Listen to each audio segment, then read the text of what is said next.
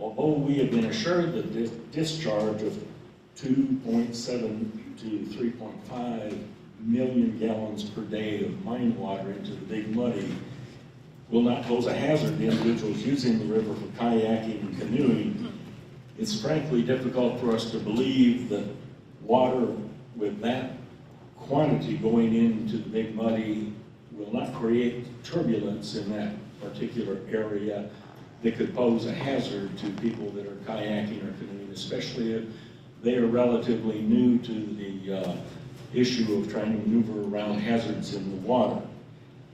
The map or the picture that they had up on the board earlier there showing the depth allegedly of the Big Muddy is really a misrepresentation because we were out very recently, thanks to Ilana Ward and her cooperation with the mines to see the actual location, and in reality the water level is an embankment of 30 feet down to the water.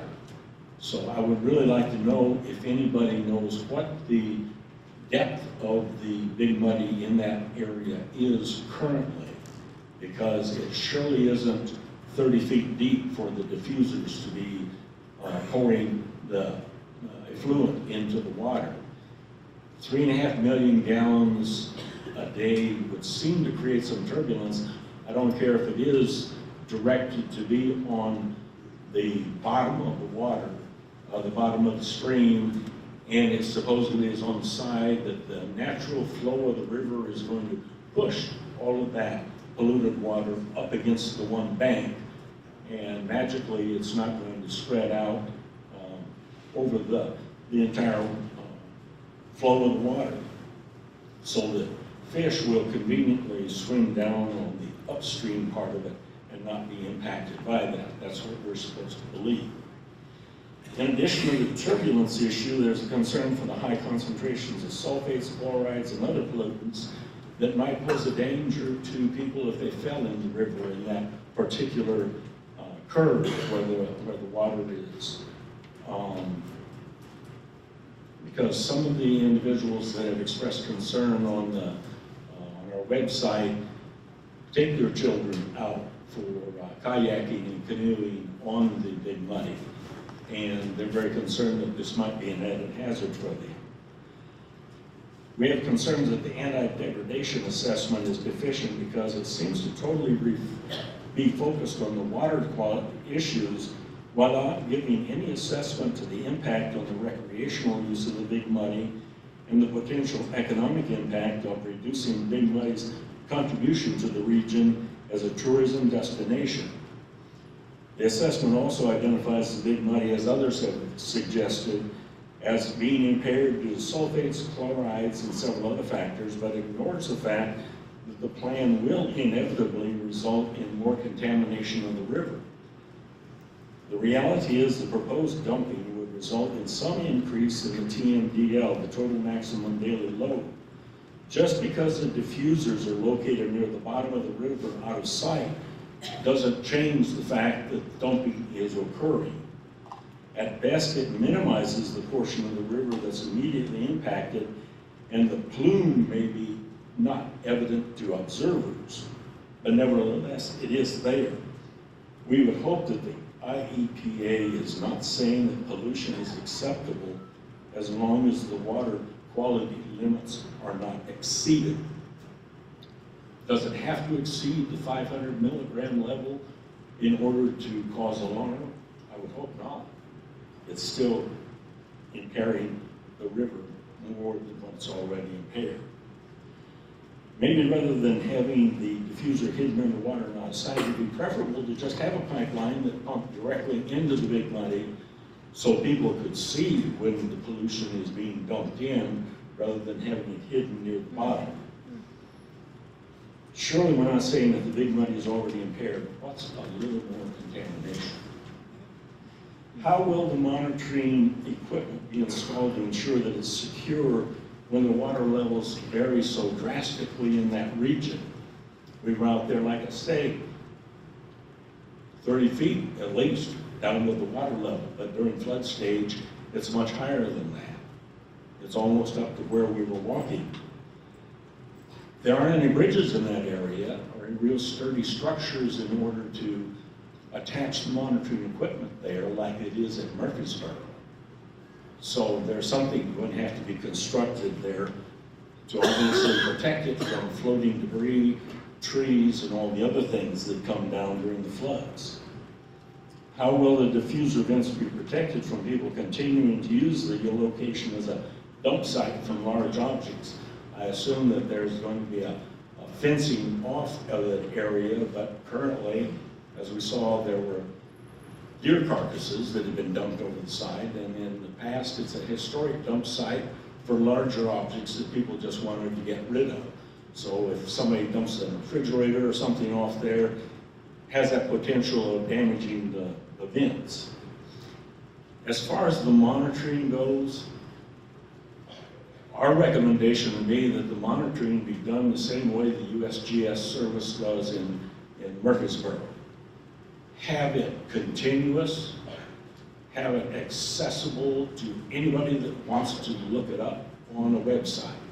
Right now you can go on USGS and you see sulfates and chlorides and turbidity and all of these things. Anybody can research that whenever they want. Don't have it be just the sole property of the mine and quarterly reports being made to the Illinois EPA.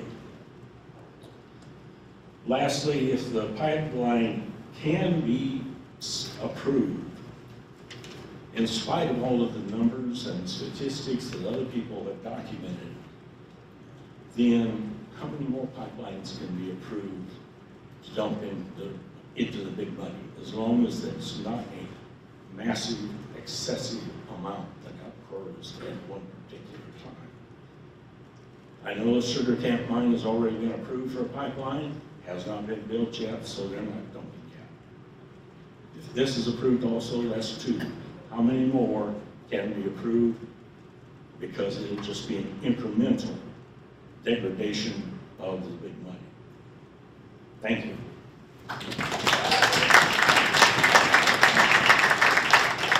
I would like to let the record reflect that Mr. Thomas's comments specifically referenced a graphic provided by Williamson Energy.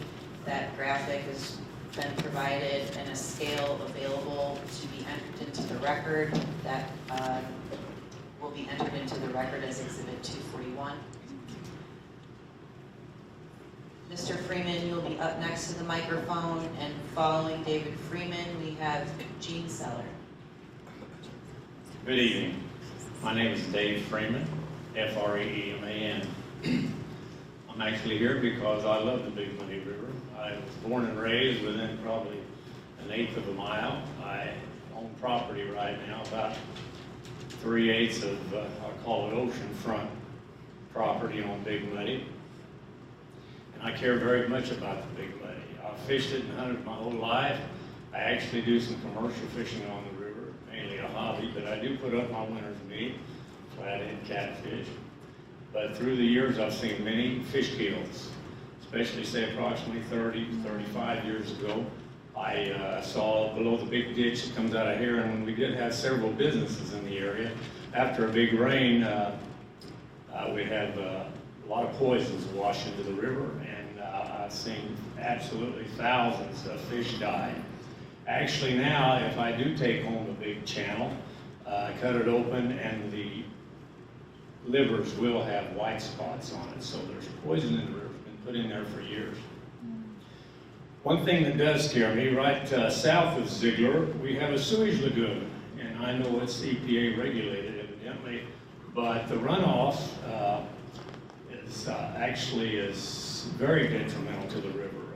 It stinks, a lot of times it's blue, it's full of bubbles and soap, and I don't understand why it could possibly be that way this day and time. I've seen many generations, several different generations. From when I was a little boy, I ran that from grade school. I actually have seen the the old foreigners, we had a great influx of foreigners come into Ziegler to the Ziegler #1 mine. And I can remember the little old men sitting down on the river on little old docks with a tripod and a net on it, like a fulcrum, and they would catch their fish that way. They mowed, with the old sickle mowers, they mowed through the woods on the banks of the Big Muddy River to the hickory nut trees. And they would mow underneath the hickory nut trees because that was their livelihood, the mainstay of having hickory nuts, and they also sold them. I've seen paths. There used to be a path for a mile along the river, well worn. Everyone used that. And at the point being, if we would have just a small computer glitch and the truck shut down, we're all going to be depending on Big Muddy River again.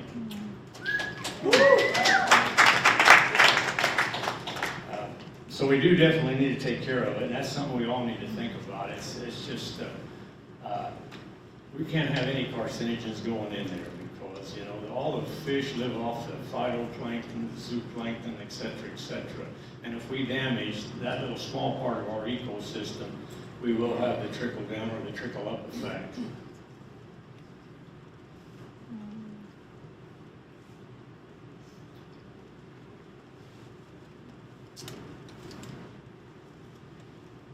Before I start throwing spears at the coal company, I would like to say that my parents, my grandparents, and actually my son-in-law are coal miners. I've had a love-hate relationship with the coal mines. Actually, Ziegler Coal Company owned, don't quote me exactly on these, approximately at one time 23,000 acres around Ziegler. And then probably 30 plus years ago, from a desk in Chicago, they cleared 17,000 acres. And when they cleared this, they didn't do it in a very proper manner. They cleared out a lot of the trees in the waterways, and now we do have much more erosion than what we need. I do know that eventually they sold out to the area farmers, and now they put fescue, et cetera, in those drains, so we do have less erosion into the Big Muddy River.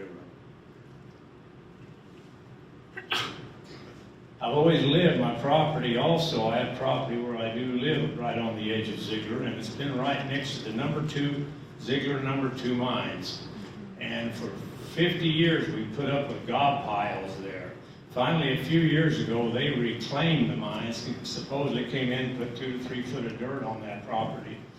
But when I was a kid, we used to skate on this place we call the Rust Pond, because it was rusty color from all the bad chemicals that came out of that mine. There were several sections of Prairie Creek that ran for 2 miles that ran into Big Muddy River, that there were almost all of them, the big sections would not even grow trees. They all died and fell over. That's from the Ziegler Coal Company. I know a place down by #3 mines, Ziegler Coal Company #3, where there's several feet of shale that came in a big ditch for years. And when at the lowest point of the river, now you have to get out of your boat and drag it because there's several feet of rock and shale from the coal company. Those gob piles that adjoins my property have smelled and have been such a danger for 50 years, and they finally took care of it. But they didn't cover it all up, and now there's also drains in different areas. It's very detrimental to the Big Muddy River. Mr. Freeman, I'm going to have to ask you to wrap up your comments. Okay, I will say one thing. The chemical companies will lie. Just I do 34 to 45 funerals a year. I'm on the honor guard. Our Vietnam vets are dying at a faster rate per capita than our Korean vets because of Agent Orange.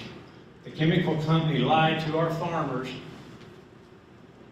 about the chemicals, and now they're causing lots of, and they told them they'd dissipate in 2 or 3 days.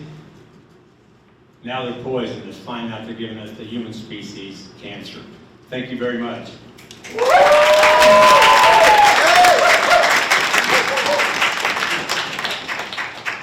Gene Seller, you'll be up to the microphone next, and then following Gene, Beth Ann Roberts, Jacquot?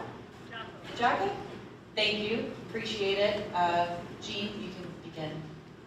My name is Jean Seller, Jean-S-E-L-L-A-R. I'm speaking as a concerned citizen and someone who spends a lot of time in the bottomlands of the Big Muddy River. My credentials are that I am a retired biologist, retired from the U.S. Army Corps of Engineers. I spent thousands of hours monitoring bottomlands, preparing zones, wetlands, rivers, lakes, and streams. Sorry, I was trying not to shout. Everybody would like to hear what you have to say. Okay. I am a retired biologist from the U.S. Army Corps of Engineers. I spent thousands of hours monitoring streams, rivers, wetlands, bottomlands for changes in ecosystem quality as a result of flooding and water quality issues. I want to make several comments, but first I want to remind the agency, as I'm sure you know, that you are required to consult on threatened and endangered species of Illinois. I want to report a bunch of numbers, very dull, but I hope important to a technical agency like you. There are 15 species that are threatened and endangered in Franklin County.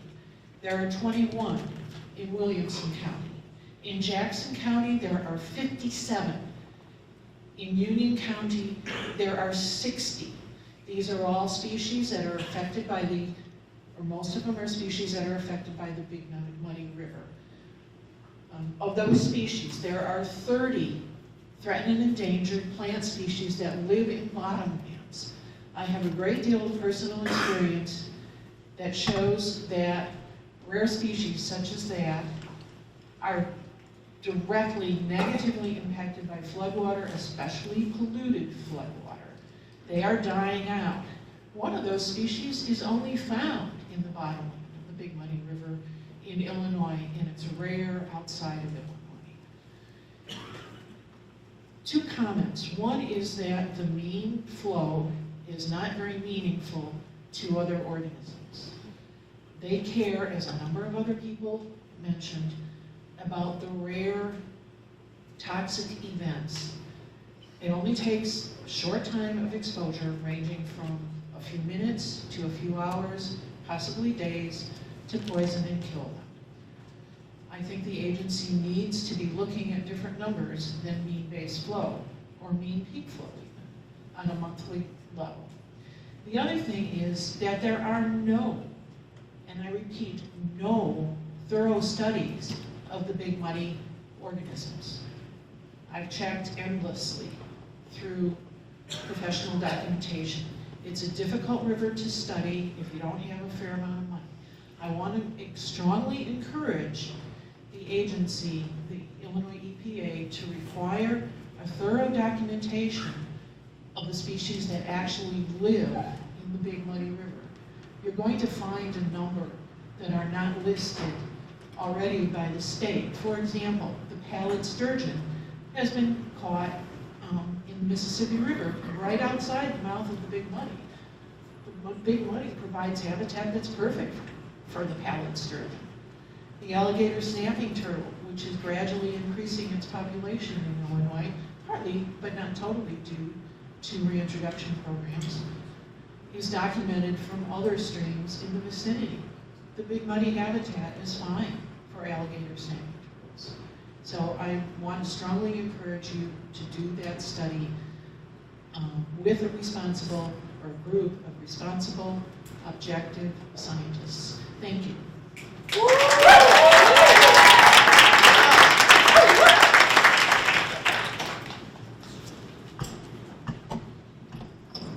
Give us just one moment. Just to respond to the questions on TND species, we do have to consult with Illinois Department of Natural Resources, their threatened and endangered species consultation, and they did look at this discharge and indicated that there were no TND species that would be affected by this discharge. They're full of shit. Excuse me, we're going to have to wait, speakers with microphones, otherwise it's not clear and able for the court reporter to create a transcript. However, They they, are full of shit. In case you have to get down. That's clear for them, right? however, they did indicate that there was numerous species that were in greatest need of conservation, and provided some comments on that. And one of the comments was to ensure that the mine or the effluent monitoring requirements, according to the permit, were enforced. Beth, you will be up next to the microphone to provide your comments. I'm going to spell it for you. And then following Beth, just so that someone can be ready, is Jerry and Carolyn Worthen. Be prepared to provide your comment following Beth. All right, it's Beth Ann and then Roberts. That's Robert with an S, a hyphen, and then Jacquut. And that's Jocko. All right. So first of all, I'm going to address the coal mining gentleman and tell him, you're not in my county. You're not adding to our revenue. You're not adding to the local revenue. I live in Murfreesboro. You're going to pipe this garbage 70 miles to my backyard. I live on it. I have 2 acres on one side of the river, 32 on the other. We hunt, we fish. My grandkids play in the yard that gets flooded by this water spring, summer, and fall here lately. Am I to the point where I can't let my grandkids play in the yard because I have to fear what's left over from him trying to make a profit? It's disturbing. I don't know a lot, I'm not a biologist, but I am going to tell you a few things that this grandma managed to look up. All right.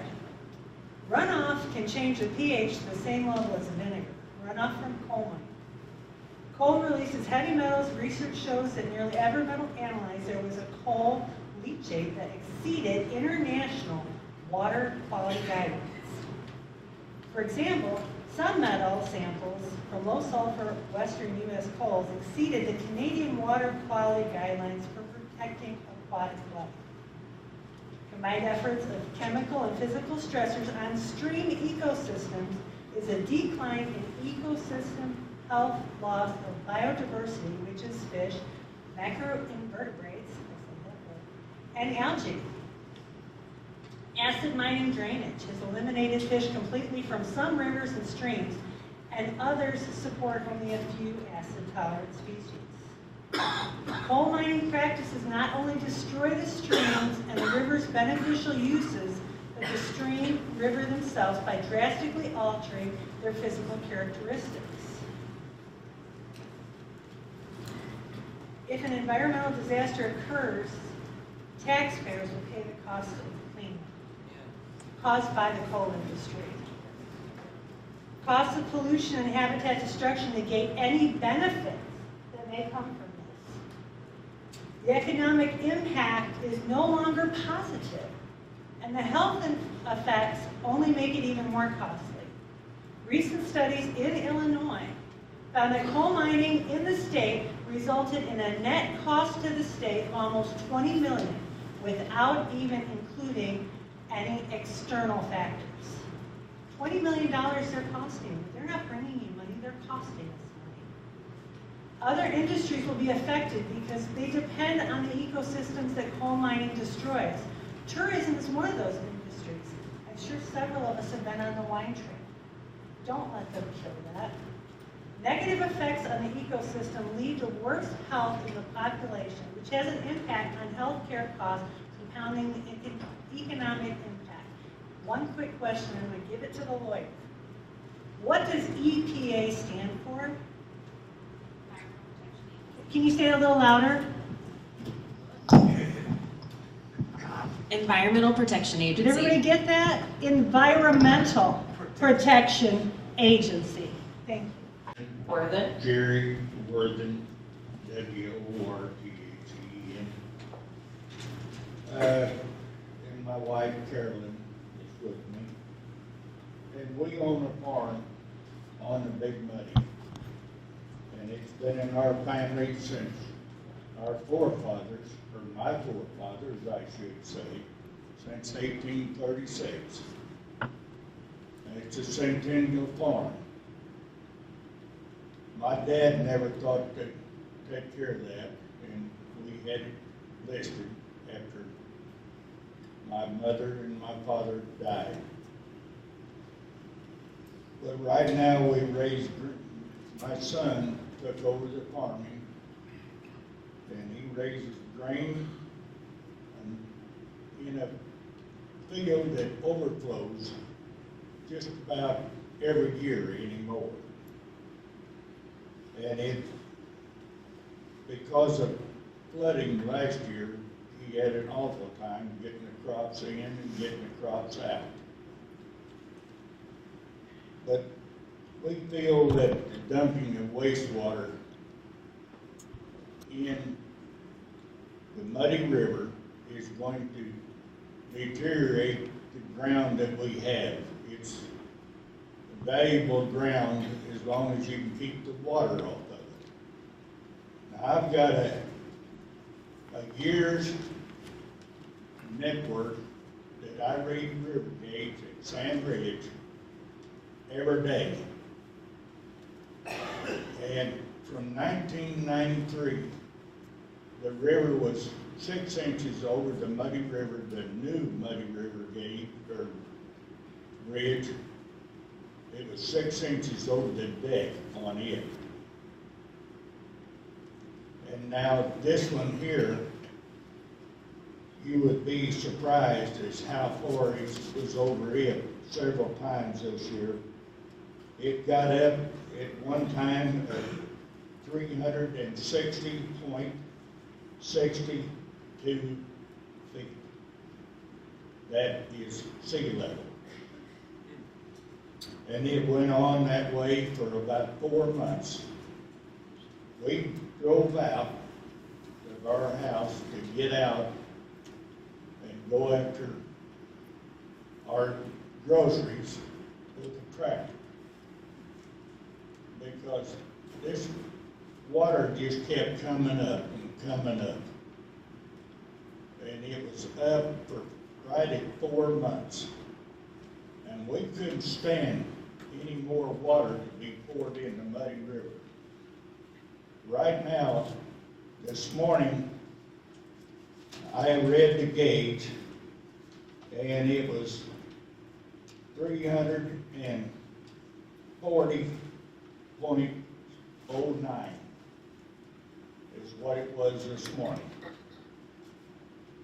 And it's not going down very fast, because if the Mississippi backs it up, it'll back up on the Muddy, and it'll run as fast backwards as it does forward. I hope that you people see the light and you do not okay this permit to go through for this mine. I understand they need coal, but most of the time, the coal that we're seeing come out, and I've got friends that haul coal, and it's going overseas. It's going overseas to China and Japan. Now, if you want to check on that, you can check, because it's in writing. And that's the last I've got. I appreciate your time, and I hope you reconsider and take this into, well, take it into consideration that our farm has been in the family for that long, and I don't want to lose it because of somebody that just wants to put water in the Muddy River. We used to didn't have any problem with the Muddy River, but they put 50 mile of wing dams in the Mississippi River in 1993. And that hurt us bad. And I thank you. Thank you, If you'd like to provide your comments to the court reporter, we'll be able to have a copy of the data set that you referenced in your comments today, and that will certainly be reviewed and considered in a responsiveness summary. Following Amanda, who is at the microphone now, we'll have Steve Maynor. Amanda, you can begin when you're ready. Great.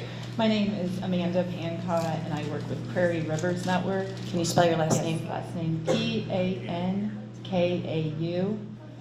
Prairie Rivers Network is a statewide nonprofit with a mission to protect water, heal land, and inspire change. We have members in the Big Muddy watershed. And while I'm here tonight presenting as representative of Prairie Rivers Network, I did want to note that I lived in Southern Illinois for over 13 years. I still own property just over the hill from Blue Pine Hills that some folks have mentioned tonight. I wanted to thank you guys for holding the hearing and giving the public a chance to learn more and share their concerns. Prairie Rivers has concerns about the additional harm that the facility may cause if the permit is issued as written. Tonight I would like to share some of those concerns, but mostly I'm going to be asking clarifying questions that will help us prepare our post-hearing comment letter.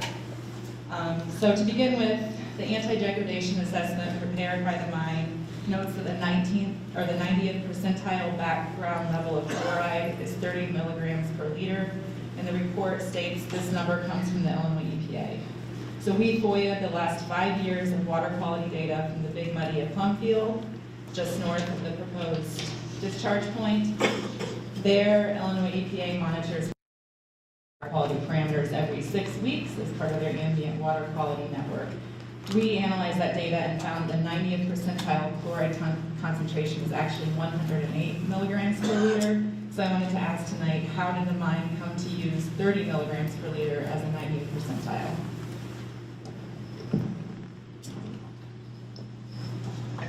I don't know specifically what time period they used, but that could definitely make a difference. With their anti-deg was done, I believe, 3 years ago, so they might have looked at a larger data set. Okay, would it not make sense to use the last 5 years of data as a better benchmark? Yes, it would. So my next questions, sorry, I'm kind of flipping back and forth. I've reprioritized them given the limited amount of time. The anti-deg proposes to monitor downstream chloride concentration in 2 ways. The calculated via the mixing equation, as well as physically with the downstream conductivity probe. So our question is the permit being violated if either of these values are found to be above 500 milligrams per liter of chloride?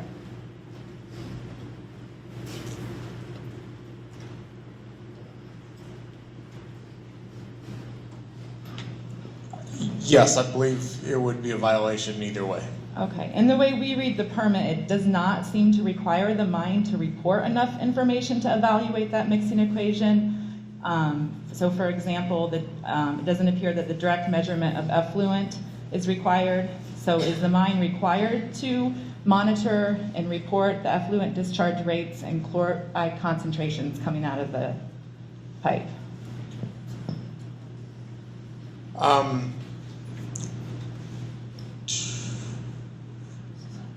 On the DMRs, they are reporting their maximum concentration, and I believe they have to keep records at the mine site for flows and concentration of the effluent.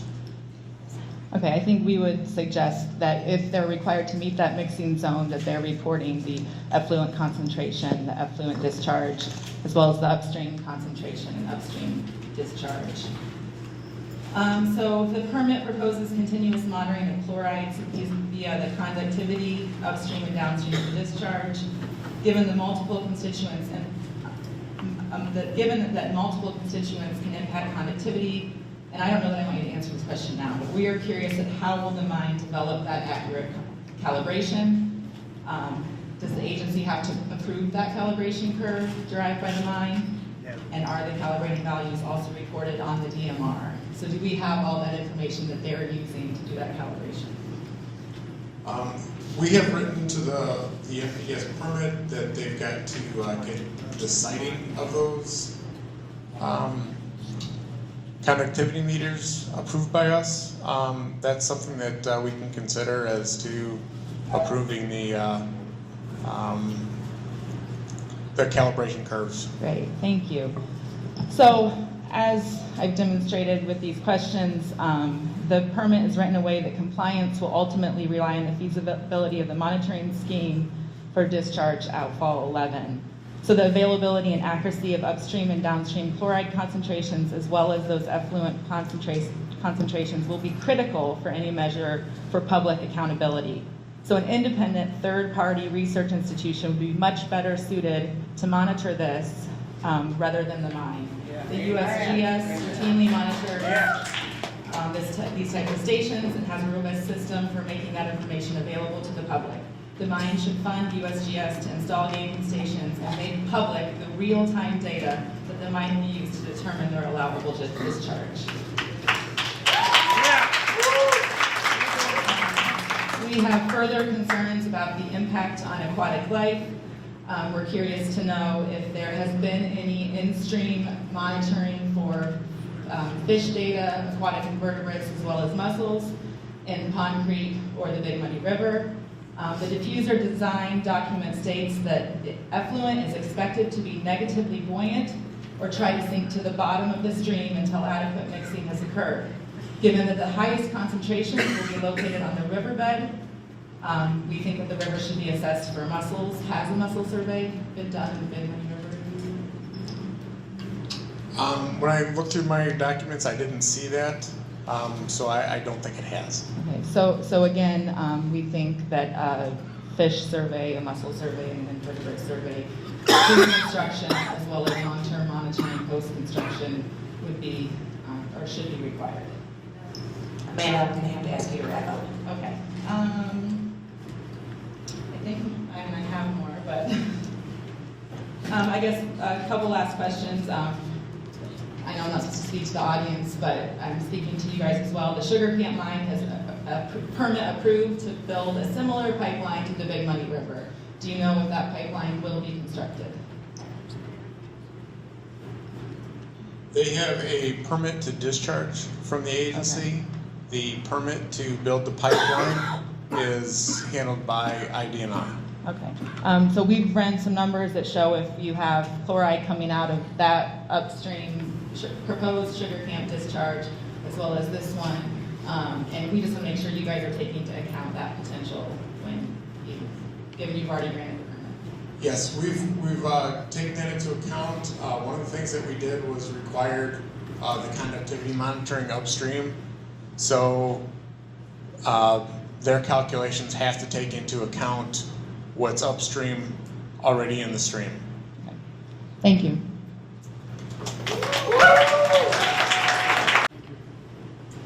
My name is Barbara McCassin, last name MC, capital K-A, S-S as in Sam, O-N as in Nancy. I live near the Big Muddy River and often visit natural areas that are impacted by the Big Muddy River when flooding, such as the LaRue Pine Hills National Natural Landmark and Little Grand Canyon. LaRue Pine Hills is currently one of the most biologically diverse areas in the United States in competition with Smoky Mountain National Park. Little Grand Canyon is designated as a high-quality natural area with many Illinois threatened and endangered species. Both of these places are highly impacted whenever the Big Muddy River floods. And both of these areas are very important recreation areas. I think you should be taking this into consideration. From reading all the literature on this, it seems that the measurements for the effluent is very complicated.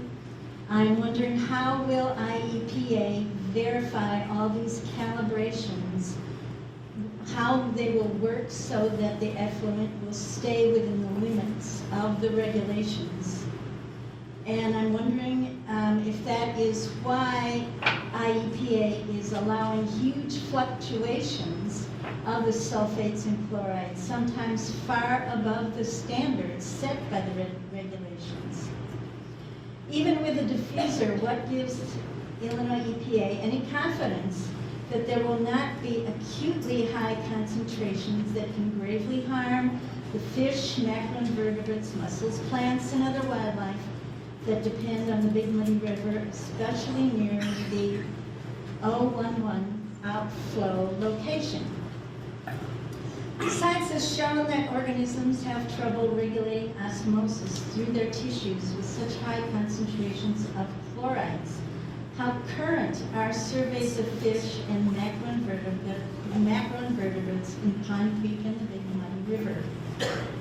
Shouldn't EPA conduct these surveys before granting this permit so that you will be better prepared to know how much the aquatic life is being affected by this effluent?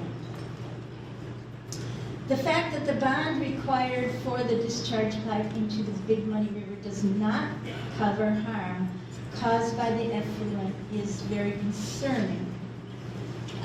So it looks like the people and the environment will pay the costs. Why isn't Williamson Energy not required to put up a bond for repairing damage that may be caused by their operations? That is, damage to the Big Muddy River wildlife and the people who depend on the Big Muddy for recreation. What if there's a big fish kill? Can IEPA hold Williamson Energy responsible and charge them reparations for the damage?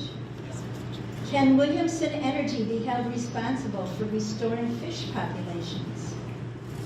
And as has been pointed out, the parent company, Murray, is in bankruptcy, and it looks like Foresight Energy is also close to bankruptcy. So we have to ask, what is the financial status of Williamson Energy? Would they be able to ameliorate or mitigate any harmful events? Does the corporation and Illinois EPA expect public funds and the environment to absorb the costs? I'm concerned that the proposed location of the downstream monitoring probe is too far downstream to measure and evaluate the level of pollutants at the outfall. The permit specifies that, quote, this downstream monitoring shall be performed a sufficient distance downstream of the associated outfall to ensure that complete mixing has occurred, unquote. If the mine places the probe further downstream, they gain additional mixing, more dilution to the pollution. Why are they not required to monitor as close as possible to the edge of the designated mixing zone, which is the point of compliance? I'm also concerned about the outfall 009, which goes into Pond Creek, which has been designated in the past as impaired by chloride in TMDL evaluations. Pond Creek is listed in the public notice and appears to be impaired already by chlorides. Why are you proposing to grant the mine a mixing zone for chlorides at the Pond Creek outfall if the Big Muddy River is already impaired? Why was the level of chlorides in Pond Creek found by EPA to no longer be of concern by the recent TMDL assessment when it already has been measured at or near the maximum of 500 milligrams per liter? According to the Pond Creek Watershed Inventory 2019, created by Greater Egypt Regional Planning and Development Commission, page 74, quote, Pond Creek has been listed for chloride and sedimentation, siltation impairments since 2010 and dissolved oxygen since 2012. In 2008, the stream was listed for iron, manganese, pH, total suspended solids, and fecal coliform, unquote. Methylmercury is known to cause serious nerve and organ problems in humans. Will increased chloride and total dissolved solids levels in the Big Muddy River cause higher methylmercury levels? Will the acid mine drainage allowed in this permit also increase the conversion of mercury to methylmercury? Can IEPA assure us that it will not? We know there is commercial fishing and recreational fishing in the Big Muddy River. Because of bioaccumulation of heavy metals up the food chain, we are concerned that anyone eating catfish, bass, or other predatory fish will be harmed. Has IEPA evaluated the possible harm to humans from increased methylmercury that could be caused by granting this permit? According to ScienceDirect.com, quote, mercury speciation, which is affected by chloride, will impact mercury bioavailability to methylating bacteria, affecting subsequent methylmercury production and bioaccumulation in these systems, unquote. Also, the Illinois Department of Public Health has issued a methylmercury advisory for predator fish in all the waters of the state, and this can be found on their website. In summary, considering these concerns, I am opposed to IEPA granting this permit number Illinois 0077666 to Williamson Energy. Thank you.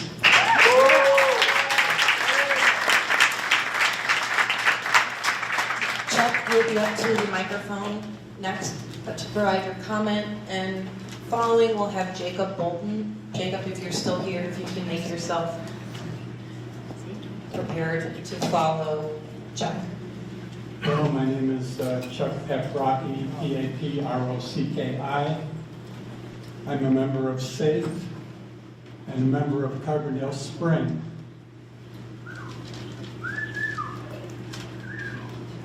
As you can see, I hope you can see, that the people of Carbondale are no fools.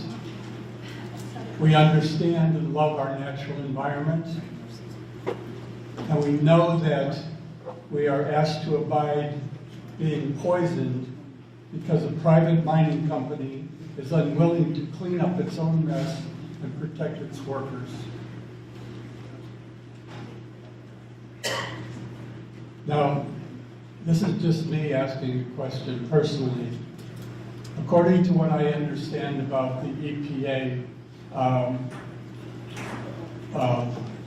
regulations regarding when you notify the public that a public waterway is being poisoned,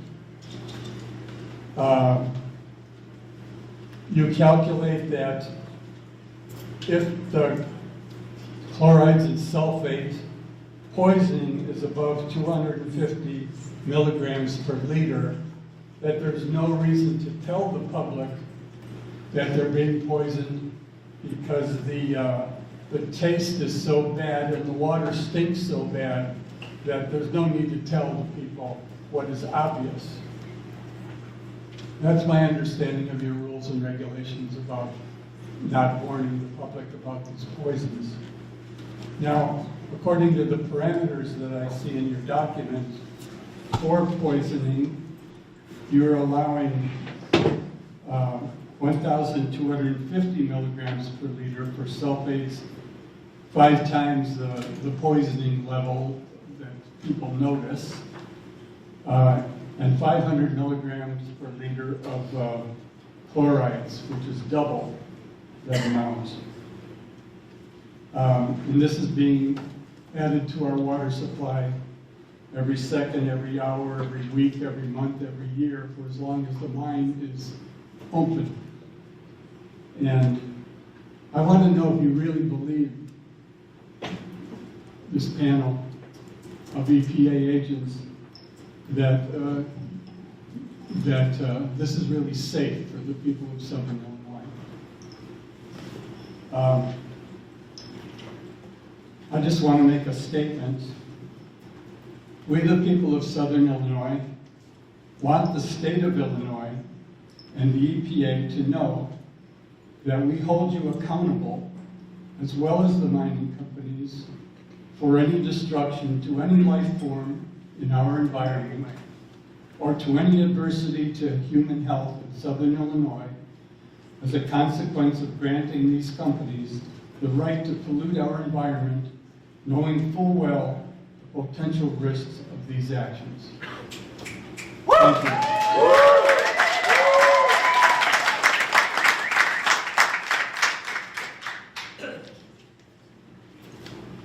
Yeah, just for clarification, you mentioned a sulfate standard of 250. That is for a public water supply intake. Just to let everybody know, the water quality standard for sulfate is higher than that. It is in Illinois. Jacob Bolton, you'll be up to provide your comment next, and following Jacob, Grant DePoy. Hey everybody, my name is Jacob Bolton, also known as Treesus. I'm a diplomat of Trees. Can you spell your last name for the court? Bolton, like B-O-L-T-O-N. Michael Bolton is not my relative. I hold no positions on this issue and stand here as an honest broker. I am a forestry student at Southern Illinois University, and I've taken a watershed management class very recently, and I'm in Intro to Water Resources right now to learn about how to save the world. I'm empathetic to all that is and every human, and I respect all of them. I value empirical evidence that is comprehensive to encompass complex socio-ecological issues, and I'm a problem solver. So my first question is Pond Creek considered under the CWA waters of the USA? Yes. What order stream is this creek? I don't know the answer to that. That's okay. But it's part of a watershed, and watersheds all drain to one area. And I am curious if this permit considers watersheds downstream. In what way? In terms of the Mississippi River, all the larger watersheds on a larger scale. We looked at ensuring that the water quality standards would be met, and once they're met, they're expected to be met downstream where additional water comes in. Got you. Since these are common pool resources and waters of the USA, I'm curious if this had taken into consideration compounding pollutants that were discharged downstream, and also considerate of all the other industries that input into streams, because the Gulf of Mexico is currently running hypoxia during the summers, and there's fish die-off, and this is a tributary to the Mississippi, which discharges into the Gulf of Mexico. So I'm just curious if they will take if you guys and others will consider thinking comprehensively, working together to consider these compounding pollutants and the life of all that is. We can consider that. If you have information as to how they are compounding, that would be helpful. I suppose I'm curious. I'm learning still. I'm a student, so I'm not smart. I'm not like whatever. I'm very smart. I'm intelligent. You all are too. Anyway, the metals, the heavy metals. I don't see how they possibly dissolve in water. How does that affect plant life and trees, as well as the animals that use those for habitation? The metals are, some of them are particulate, and they will settle out in the stream continuum, and some of it is dissolved, and it will continue going downstream. Cool. Well, I think that Boundary delineations that we currently use ought to be reconsidered to include watersheds to help people focus on area-specific introductions of pollutants and the compounding issues downstream. I know that there are, without even looking up, there are a lot of people introducing pollutants into the streams and river. I feel as though this is a large-scale issue that we can all work on together as 7.7 billion people trying to save the world. And we need site-specific community studies that involve more action with each other. I think that we have too much bureaucracy that could be reduced and maybe start focusing on problem solving quicker, because there's empirical evidence that climate change and other forms of not goodness in all of our lives, worst case scenario could end us in 80 years. I would like to live, and I would like everyone else to live too. So, thank you. All right, thank you. It's Grant DePoy, D-E-P-O-Y. I'm a concerned citizen. I'm concerned about the Big Muddy River, and I'm concerned about our future dealing with the consequences of our actions right now. I'm a lead facilitator in the Student Sustainability Coalition at SIUC, and I'm also a forestry student. We have one of the top forestry schools in the nation, where I study collaborative management, policy sciences, forest policy, and watershed governance under some of the best professors in the nation. So first, I want to say that I'm training right now to do the job you guys are doing. And like Jacob shared before, we have class discussions about the current contemporary issues we're dealing with in the field. One of those being the shortfalls of the EPA's framework for decision making, being that it relies on only one kind of way of understanding, one kind of knowledge.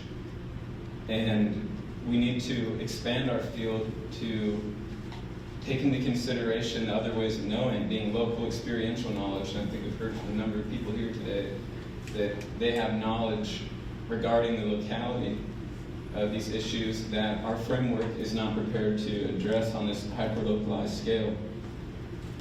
The other perspective being traditional ecological values.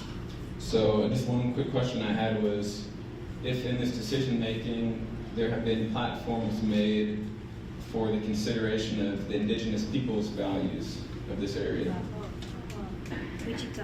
Answer the question.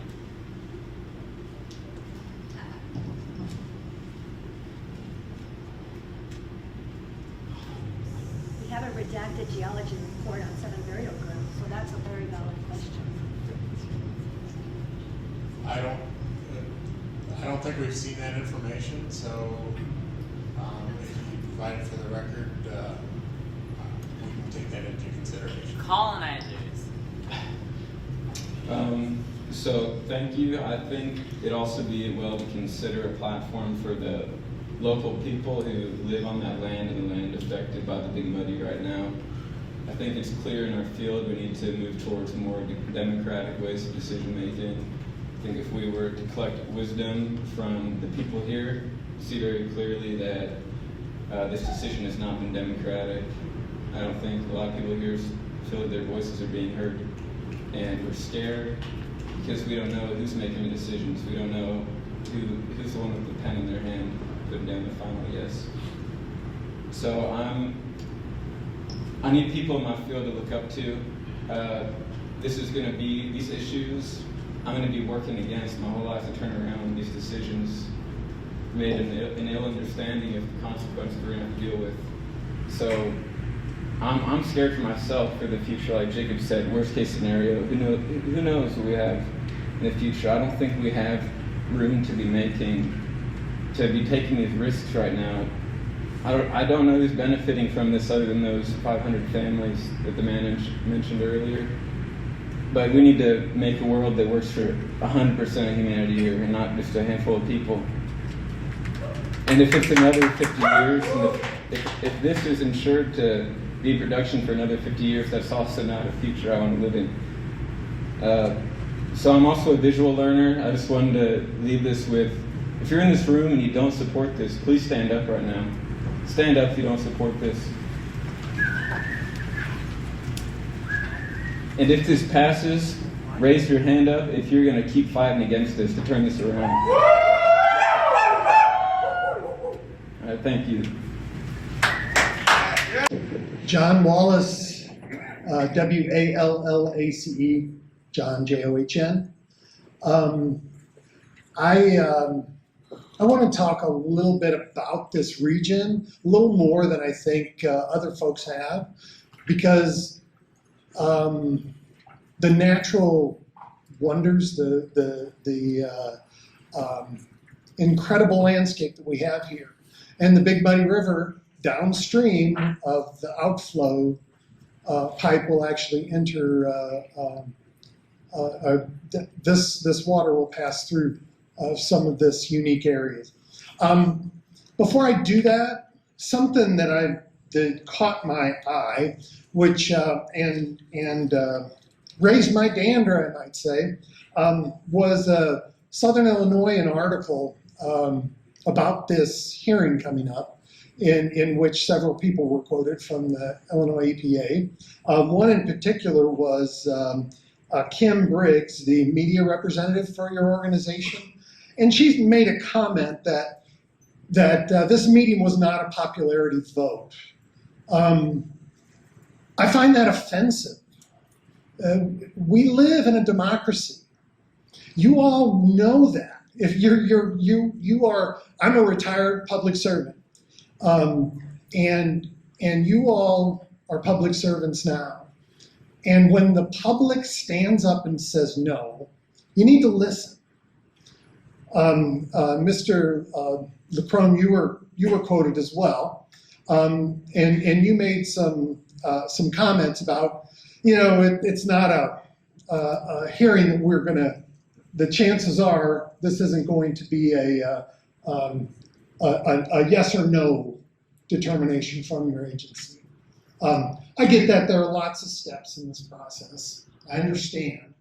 But what's real important is for you all to understand that local folks down here, barring a few that are associated and affiliated with the mining company, are bothered by this. We've watched degradation take place too much. The Big Muddy is an impaired stream, but the Big Muddy is also a fascinating area and passes through four different natural divisions in this region downstream of the outflow pipe. I really thought the diffusers were going to be something hard to comprehend. We have 5 different versions of PVC pipe, and that's going to appropriately diffuse this water, this degraded water. And then let me get back to my natural divisions.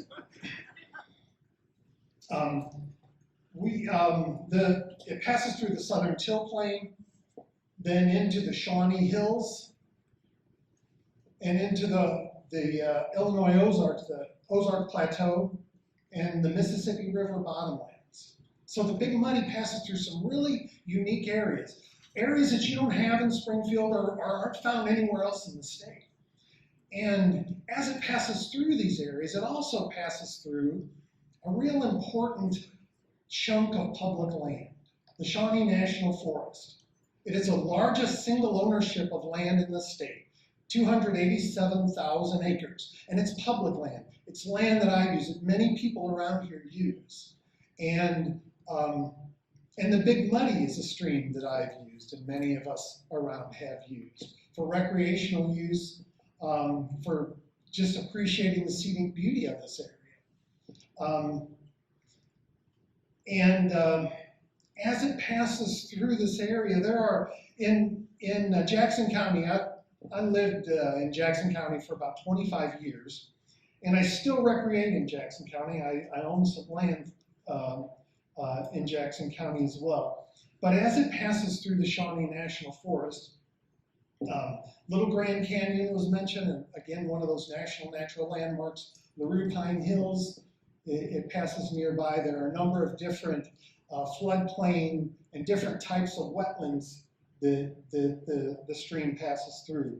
And I just want to make sure you understand this polluted water, this increase in flow, is going to pass through a number of unique bends in the river, including Rawlins Bend, Cripps Bend, Dillon Bend, Mill Bend, Horseshoe Bend, where you find Horseshoe Lake and Horseshoe Bluff butts up against it, Turkey Bayou, Oakwood Bottoms, Green Tree Reservoir, Rattlesnake Ferry. All these places are used by us. The Big Bayou.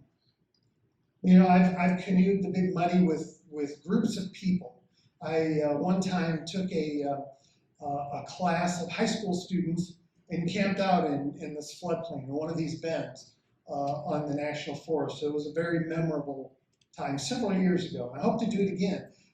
But more importantly, what I hope is those places are here after I'm gone, so that other high school students, those high school students that I took, will take some of, when they have high school students, they'll bring them down to do the same thing. Mr. Wallace, I'm going to have to ask you to wrap up. This 2.7 million gallons of water average daily comes out to 360,455 cubic feet. That's like 144.2 feet by 50 feet by 5 stories tall of water a day that's going to be added to the river. And that water is compromised. It's polluted water. And no one mentioned yet the impacts from that flow on erosion. The Big Muddy River is already deeply incised. What's going to happen there? Can you guarantee that these places are going to be protected, that are so important to us? These national natural landmarks, the U.S. Park Service. Mr. Wallace, you are out of time. I apologize. Please take careful consideration of what you're about to do. Thank you. Thank you for providing comment. And there's also some petitions for Governor Pritzker to protect the Big Muddy River that I'd like to submit. And for the record, my name is spelled T as in Tom, E-N-N-E-Y. My last name is spelled N-A-U-M-E-R.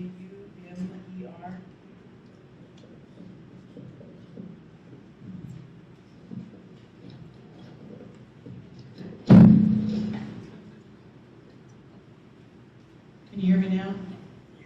Okay, so I live in Marion. I was born and raised here in Southern Illinois.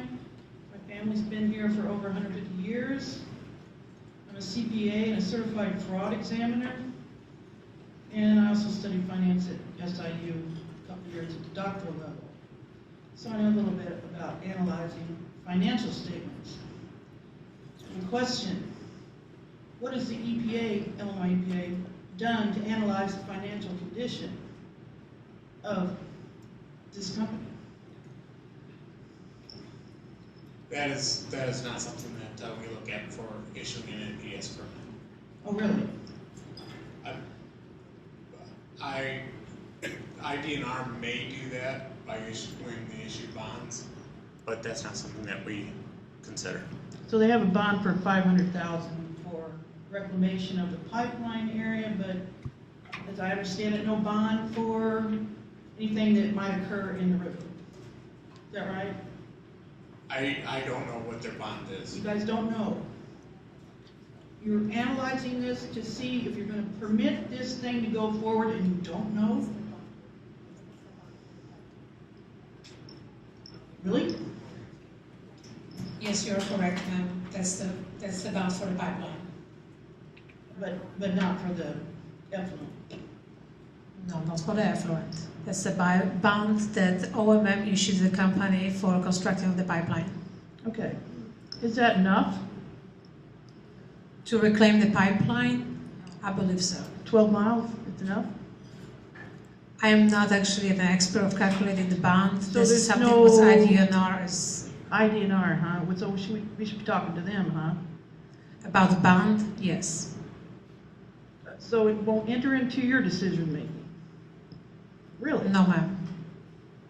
So, okay, so we've got a company that's going bankrupt here. They can't make their interest payments. Their stock price went down to 7 cents. They've been delisted from the stock exchange. When are they gonna, what they're gonna do here is try to extract here, leave all the external costs to the Illinois taxpayer. Isn't that a concern? Isn't that a concern?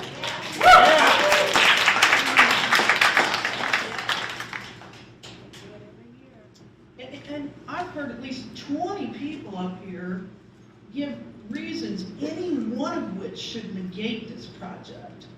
Any one of which. Yeah, nobody's looking at me. Okay, so, furthermore, Foresight Energy hasn't paid any taxes to the federal government in 5 years, or dividend. Their accounts payable is just increasing rapidly. They're not gonna have money to do anything to help this place down here if something goes wrong. It's not gonna happen. The parent company just declared bankruptcy. It's not gonna happen. You guys are just gonna surely not rubber stamp this project. They do it all the time. Surely not. We'll You hold don't- you accountable if you do. You don't communicate with the IDNR You can tell me. Just say the same thing you say on every time. on the finances of this thing? We do not communicate with the IDNR on finances, although we do communicate with the IDNR, No. just Okay. not on finances. Another interesting thing is that you've already approved a pipe outflow upstream. And somehow this one downstream is supposed to continuously monitor, even though we know that people have complained about things that happen on the weekend that they get bullied out of. We know that. So they're gonna continuously monitor down here, the stream, and if something goes wrong up there, they're just gonna shut everything down. Really? You know what it's like? It's like water rights in the West. When you buy a piece of property, you get assigned a water right. And if you're further downstream, you get less and less and less. And you pay for those water rights upstream. You pay a lot of money to have first right on water out west. You guys are just giving away the right to pollute. You're just freaking giving it away. Wow. They don't give it away, they get contribution checks. We're gonna have to keep the comments to the speaker, one, to be respectful of their time, two, to be respectful of the court reporter. And I noted that you said it's 5,000 gallons a minute, maximum flow rate. Is that right? That's right. That's like 7.2 million a day. I think I used my calculator correctly. You never trust CPA without a calculator. But I thought in the permit, it said it was gonna be 2.7 to 2.9 daily. How's that working out mathematically?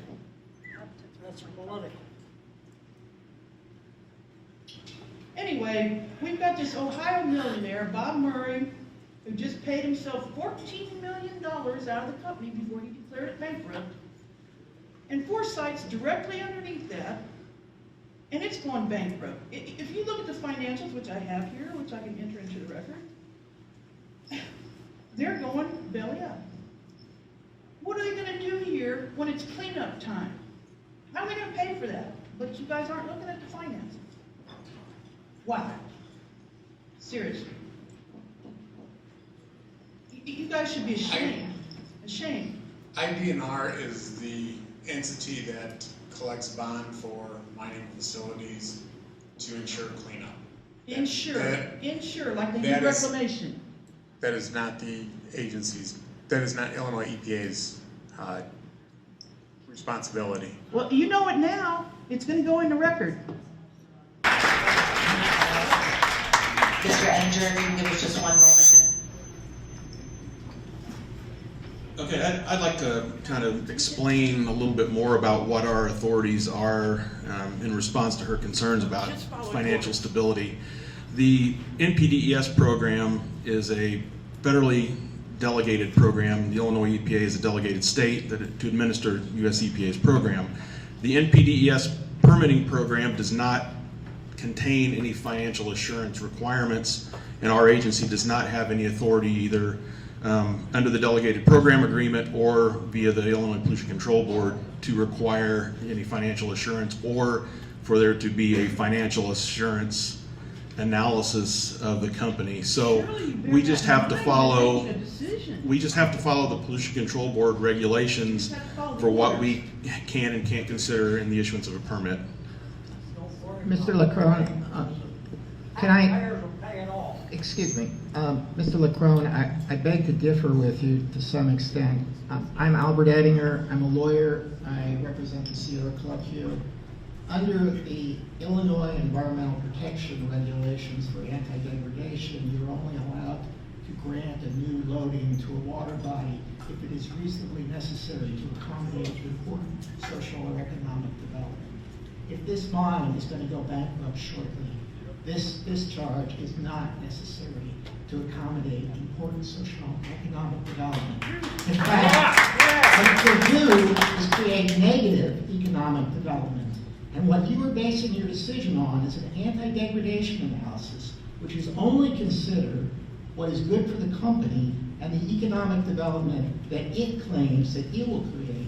You have not considered at all, and I have read the anti-degradation statement, at all the damage that might be done, particularly if they open this discharge and go bust 6 months later. Now I have a question though, and that is within your authority. By the way, I'm a lawyer. I recognize when people have authority to do things, and by the way, I believe the hearing officer's done a very good job today. And I've watched a lot of hearings. But I have a question for Mr. Tway. I understand that the company produced some documents yesterday that are relevant to the comments that were made in August. Is that true? Yes. Are we going to get those comments? Are we going to get those documents before we have to comment on this permit?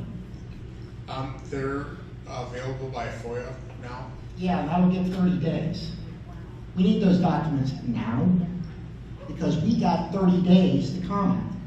So we wish to see those documents ASAP. I have a question for Ms. Ward. You explained that there were corrections that needed to be made in certain discharge monitoring reports because of mistakes in decimal points. There was not necessarily decimal points, there was a unit mistakes, that the different unit was recorded. Who made those mistakes? I believe that our agency was recording the data in the echo with the different units that's supposed to be. Okay, well, are you aware of a pH reading of 3.3 in October of 2018? Was that recorded properly? I cannot recall from the top of my head. I'm not saying that all the numbers was recorded incorrectly. There was majority of the numbers was. The majority of the numbers were recorded incorrectly by the agency or by the company? Well, they took in consideration wrong units. Who did? The agency. Yeah. That's convenient. Okay, I have a question. Okay, I have a couple of other little questions here. One is on mercury. I'm looking, first of all, this table 2.1, is that what the company did? Is that in effect a reasonable potential analysis that was done for this permit, or did the agency do another reasonable potential analysis?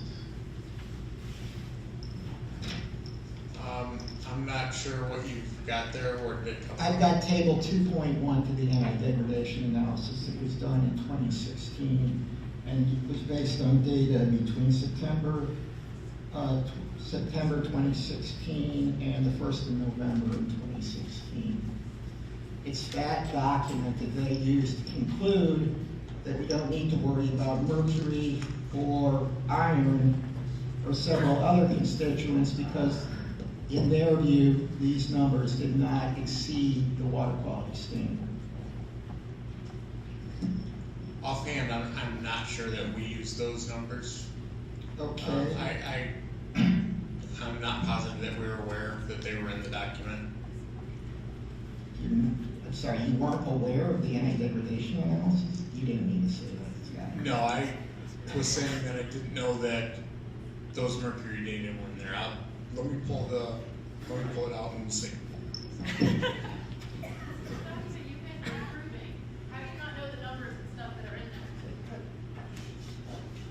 These guys are trying to do a job here. I am going to have to ask to reduce the amount of comments outside of the speaker at the microphone. We are going beyond the scheduled time. We are doing that as an opportunity to provide all of you as much time as possible to provide comment, but if it continues to... I have real questions here that I do kind of would like to get answered. Absolutely, I would love for you to have that opportunity.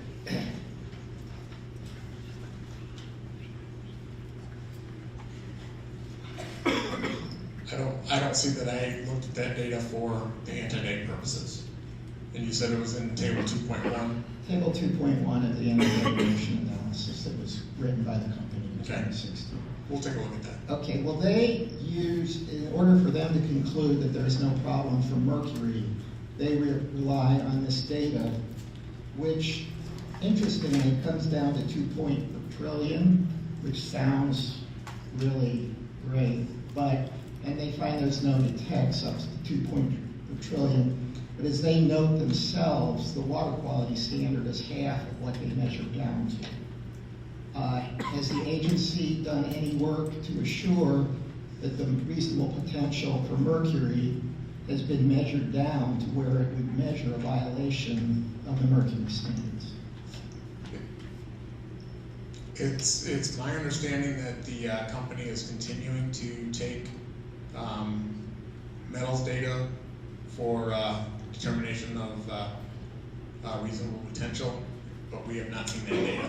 That's dangerous. Wait a minute. You're going to ask the public to comment on a permit when you haven't collected all the data yet relevant to the permit? They are collecting data due to comments received in the public comment period. One of my comments would be then that they should use clean mercury techniques in order so that they are not looking at a detection method which is well over the water quality standard. And as we are all aware, the Big Muddy River is impaired for mercury, and it's black letter law that you can't allow a mixing zone for a parameter in which there is already a violation. Therefore, this permit cannot be granted on the current record. Furthermore, did the agency consider the IEPA, did the agency use consider the US EPA technical support document in 1991, which is used in order to calculate a reasonable potential according to guidance from US EPA? We are aware of that document, and the mine is collecting additional data so that we can use it correctly. That's okay. So we have 6 data points here. As you're aware, under the technical support document, they would ask for a minimum of 10. So you're collecting more data at this point. Is that what you're hearing? That is my understanding. Okay. I think those are all the, I have one more question, and this is really fascinating. It could be interesting across the state. They're going to use conductivity probes in order to determine the chloride level. Doesn't chloride as a percentage of conductivity vary under various conditions? It is something that they can develop a concentration curve on, but yes, it will have some variation. But it hasn't been developed yet? The curve has not. So we don't know what chloride is going to come out from based on your conductivity readings currently, but you're going to develop that in the future? Yes. Or rather, the company is going to develop that in the future? Yes, and then we're going to look at it. Thank you. My name is Carl with a K, K-A-R-L, Fraley, F-R-A-L-E-Y. I'm 72 years old. I've lived on the river all my life in Murfreesboro. I've been a commercial fisherman since I was 15 years old. I am currently the president of the Southern Illinois Waterfowl Association, which represents all the hundreds of waterfowlers in the southern 9 counties of Illinois. This river is the lifeblood of the region from Red Lake to the Mississippi. The entire ecological system is being threatened by this proposal. All the fish, waterfowl, wildlife, trees, and adjoining lands will be decimated by this wastewater. The good Lord made this river for us, and I'm sure He didn't intend for it to be turned into a sewer from any coal mines. This poison water will kill fish. Many bald eagles nest along the river. They'll fly down, feed on these fish, take these fish back to their young and their nests, and wipe out generations of eagles. All species of waterfowl use this river year-round. Especially in the spring, they feed on the invertebrates in the water to get the protein to sustain their northward migration. Extended periods of high water will kill trees and ruin farmland. The coal mines need to build their own wastewater plants and not be allowed to run our beautiful river. I pray that government agencies will not allow this to happen. In God we trust. Amen. Mark, you'll be up to the microphone next, and then Dennis Connolly, are you still with us? Okay, Mr. Connolly will submit his comments in writing. Thank you for being with us tonight. Reed Dagerty, looks like R-E-T-H, Retha. Retha, she's still with us? She's gone? Katie Bursell. Sarah Depew. D-E-P-U-Y. You're still with us? All right, you will follow Mr. Malkovich when he's completed. Hello, my name is Mark Malkovich, M-A-L-K-O-V-I-C-H. And I currently own property that runs a half a mile on both sides of Big Muddy. And we use this for recreation, fishing, we swim in it, and it's a big part of our life. And today I'm going to talk about mine acid drain. And the reason that I have a different perspective on this is I've worked in the coal mine for 13 years. And the products that are pumped out of the mine have a lot more to do than just salt, chlorine, saline, many other problems. And the main one is they call it fool's gold, you know, and it's called iron pyrite. And this iron pyrite is a significant part of the acid that can break down these heavy metals.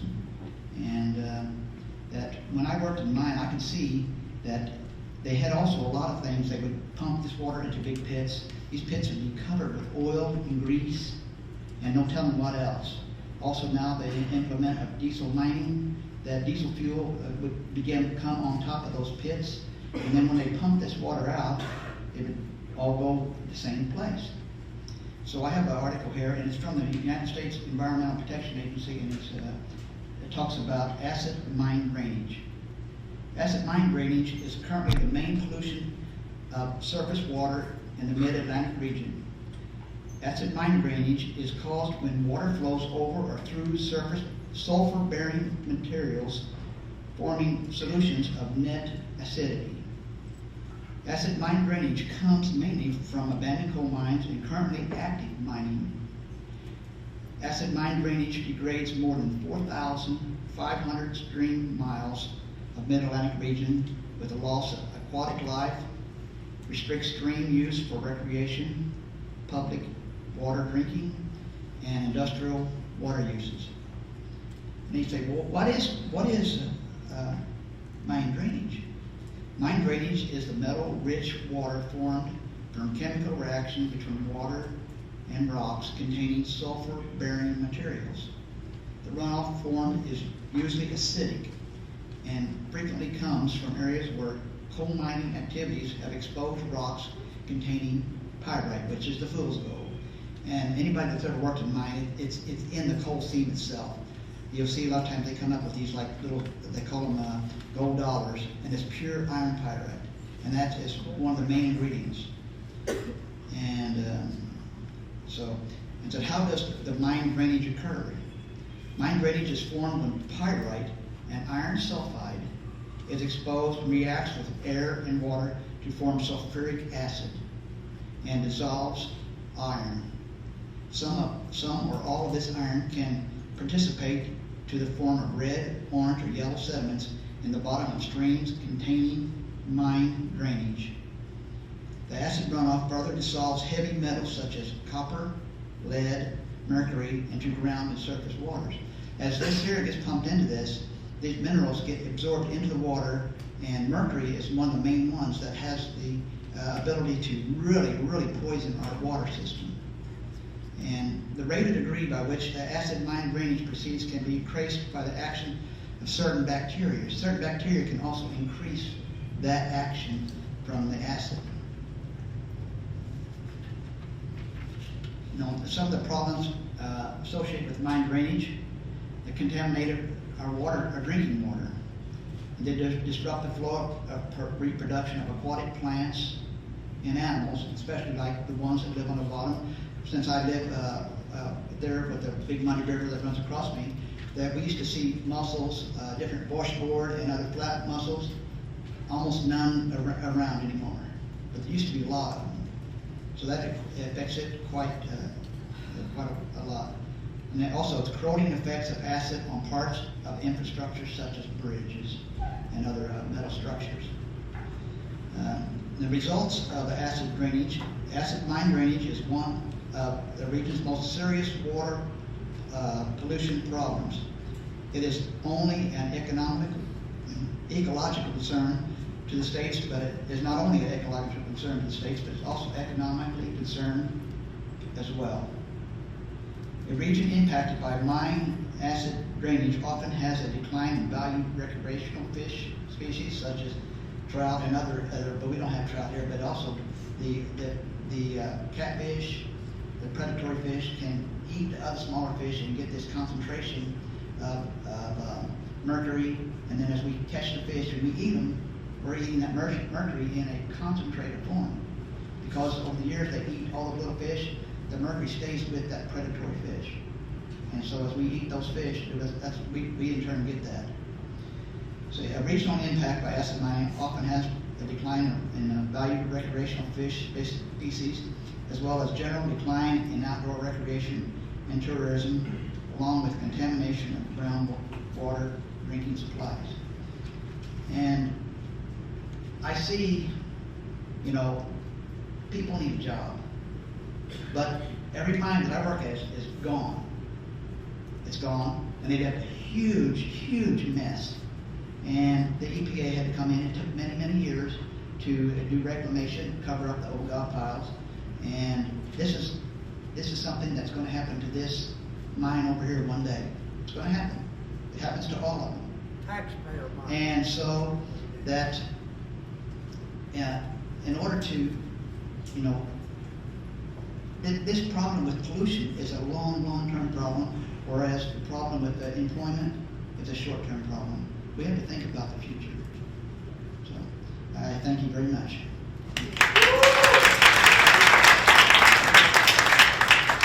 Sarah, your turn. Would you still like to provide comments tonight? Okay, you'll be after Sarah. Sarah? Is that good? Okay, my name is Sarah Depew, D-E-P-U-Y, and I just have a few quick questions. Just a point of clarity, a lot of the information from the IPA Act, the data that they looked at when making this decision, it seemed that what I heard is that a lot of the data is being compiled by the mining corporation itself. And I'm just wondering, is there additional data that the IEPA has done on its own or with other third parties in regard to watershed analysis, groundwater, things like that? Or is most of the data around this decision coming from the mine and what they've collected so far and continue to collect? The agency collects stream data and goes out and does biological surveys. IDNR does some mussel surveys, or not IDNR.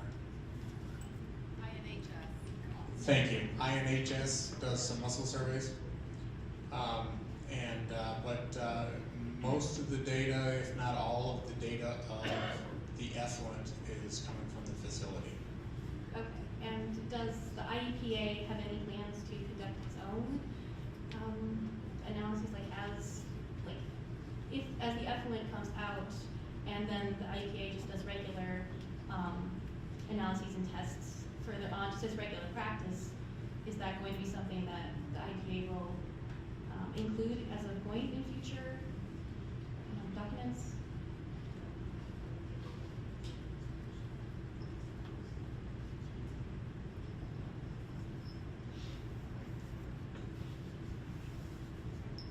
We are collecting the samples during our field inspections. Okay. And also IDNR collects the samples during the inspections. Okay. And is there any plans for after to monitor it through the IEPA, or is it simply through the monitoring from the coal mine? Like the monitoring that the coal mine will be doing, will that be the only monitoring that the IEPA has access to, if it does? Coal mine will be continuously monitor the discharges, but we can go any day and take our own samples. Okay. And then my final question is on the data that the instruments will be collecting. Will this data, which I assume the coal mine will have first access to, obviously, will this data be available to the public in some form? And if something happens to the instruments, will the public be alerted? Just basically, who has access to the data?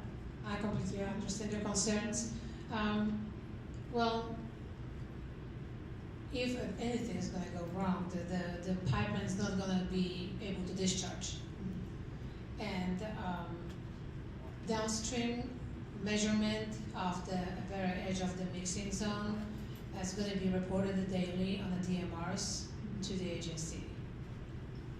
And yeah, so just will the public have access through the IEPA? Like, will there be? Public has access to see the DMRs on the ECHO. Okay, thank you. Roberta Deason, D-E-P-U-I, and the Deasons have been in Southern Illinois since 1835 and so on. I speak to you as a person who consumes water. I live in Marion. I'm married to a retired federal hydrologist, soil scientist, 37 years experience. I concur with the concerns that the monitoring data is submitted by the for-profit agency that wants to do this, the benefits of the permit. Sorry, because I never saw that happen before, at least at the federal level for EPA. I'm greatly concerned. I also, as I speak about water, the watershed is extensive. We've talked about the tributaries, the creeks, the wetlands, they're a sponge. And our drinking water in Southern Illinois was created in the 1940s and 50s by our lake construction from the rivers. Crab Archer Lake it has a wildlife refuge. All of these things were created to provide our drinking water. And the wetlands is soaking everything up. So my one question is, what is the date of the last watershed analysis and how extensive is it that you have used? And its impact on the water source for drinking water for Southern Illinois. The Big Muddy River is not used as a water source for any. But it's part of the watershed. It is the watershed. All of the creeks, Google them out. It's the watershed. This is how all of this was created. The lakes came from the creeks, from the rivers. The Big Muddy is a tributary of the Mississippi, but it also goes into all of the creeks. You follow it on a map. You look at the wetlands on I-57 as you drive by even. It's a watershed. So what's the date of the latest watershed analysis that you're considering for this? They were started in the 1980s in the United States. We do a basin survey. Okay. I believe it's on a 5-year cycle. I'm definitely not an expert on when the last time that we did the basin assessment. And you're not resourcing we can address that in the response. Other agencies' information? You know. Yes, but I can't tell you when the last time they were out there. Because usually as EPA statements come up, they dovetail with all kinds of, agencies, like U.S. Geological's been mentioned, the Clean Waters Act has been mentioned, but I mean, there's information out there, and I'm just wondering how much consideration and scientific input are you, not the mine company, and how current is it? Because this is our drinking water. So I'm just speaking as a citizen in opposition to this permit, because the people here drink the water. And it is in our watershed. Is any other response to how you're considering the impact into the watershed? Take a hand, look at Flint. I mean, look at the history of how our lakes were created. They're from the rivers and the creeks, so. We use the 2016 integrated report for our assessments. From Illinois EPA. And IDNR and how extensive is it? How far out does it go? We don't have anyone on the panel right now that works in that, so we will definitely answer in response. He's just not the right person to answer, and I apologize, but we will definitely respond to that. It's a real question. I mean, when my husband did watershed analysis, he had to quantify rocks, how many trees were hanging over for the temperature, for the fish, before any kind of road construction was put in for a private company, or any private company wanting to use something that impacted the public. So it's a valid question. So I appreciate, and again, as a citizen, I'm in opposition to this because it's our water. Thank you.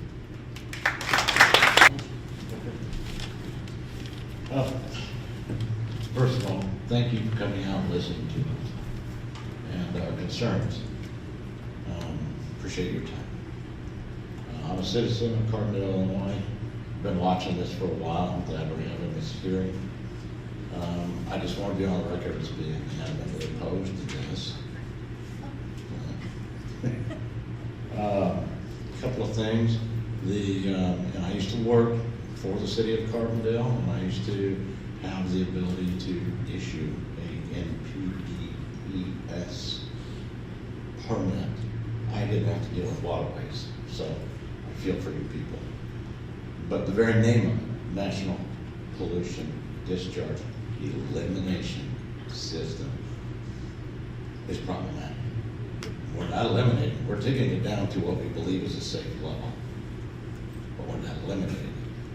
I think you have the ability and authority, and I might be wrong, but we should ask the lawyer from this here club, or this lawyer, to actually require that the mine company treat the water on site, extract the problem chemicals, and the heavy metals before it is even discharged into the stream, and it can go into the stream at a cleaner level than the stream itself, which is how wastewater treatment plants are treated in this state, including every small town and city that has one in this state. So I believe you have that authority. Thank you for your time. Thank you for staying. We appreciate it. My name is Christina Krost, K-R-O-S-T, spelled with a C-H. C-H, Christina. I'm the Southern Illinois Outreach Coordinator for Faith in Place, an interfaith creation, care, and environmental justice organization. I live near Harrisburg, and I do outreach and organizing all over Southern Illinois. I am a person of faith, I am a mother, and I am a concerned citizen. Thank you for holding this hearing tonight, and I appreciate the chance to explain why I'm opposed to the approval of the Pond Creek mine permit, because I feel the activities at the mine threaten human health and the environment for all Illinoisans, and the plants and animals living in the Big Muddy River watershed. Water is life. Without it, we cannot survive. This truth echoes through the generations and across all faiths and cultural backgrounds. People have also long known that everyone is downstream or downwind of someone. So it is important to steward the land, air, and water where you live so you do not adversely affect your neighbors. This permit includes a 12.5-mile pipeline for discharge of millions of gallons of high chloride and sulfate water to dump directly into the Big Muddy River. As a parent and concerned citizen, I did some research about the public health impacts of chloride and sulfate in water. Turns out these pollutants can cause gastrointestinal tract problems such as diarrhea, nausea, inflammatory bowel disease, and consequent dehydration from these conditions, and it's a threat to public health. I also learned that chloride can increase the corrosivity of water and reacts with metal ions, increasing levels of metals in drinking water. I'm acutely aware of the dangers of heavy metals poisoning, as I grew up not far from Flint, Michigan. But we don't have to go very far to see the effects of this in Illinois. In 2016, 1 in 5 Chicago homes had high levels of lead, even after running the water for 3 to 5 minutes before using the water. What we've learned from Flint is that when the public is kept in the dark about these issues, like this mine permit, terrible things can happen and then be covered up. My research also led to a better understanding of how water travels from the Big Muddy River. The Big Muddy Basin includes Kincaid Lake, Rend Lake, Crab Orchard Lake, Devil's Kitchen Lake, Little Grassy Lake, and Cedar Lake. Of particular concern to me is Little Grassy Lake. My husband is a United Methodist pastor, and my family has been attending camp at Little Grassy United Methodist Camp for many years. To learn that this mine discharge could affect my family's beloved camp was deeply concerning. I've watched countless families and young adults deepen their spiritual relationship with their Creator through their time at Little Grassy. That place changes lives. I cannot stand by and let this place be harmed because of a company's pursuit of profit at the expense of a beautiful natural resource. As a mother and a person of faith, I must speak out about potential harm to my children and my neighbors' children. As a Southern Illinois resident, I must ask you to consider the impact of this mine discharge on our shared land, air, and water, and the people and the wildlife that are sustained by it. As an environmental justice advocate, I urge you to assure that communities are not abandoned by polluters who refuse responsibility for their pollution should a disaster occur or a bankruptcy occur. Please consider cumulative impacts of pollution on vulnerable communities and on the plants and animals that call the Big Muddy River their home. You have a chance to assure safe drinking water for my children, and your children, and the next generation to come. Please do not approve this permit. Thank you for hosting this hearing.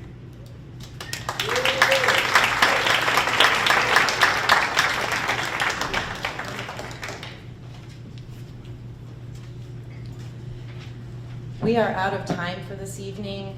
If you did not get a chance to speak, please submit your comments to the agency in writing as directed in the public notice. There are copies of the public notice at the registration desk if you don't have one. Otherwise, you can find it on our webpage. Any written comments submitted will be included in the record and reviewed by the agency as the responsive summary is prepared. As we bring this hearing to a close, I need to remind everyone that the record in this matter closes on January 17th, 2020. You can send any comments to the attention of Barb Lieberoff as noticed in the public notice or the website as provided in the public notice. The repository of documents for the permitting action is available at Illinois EPA's office.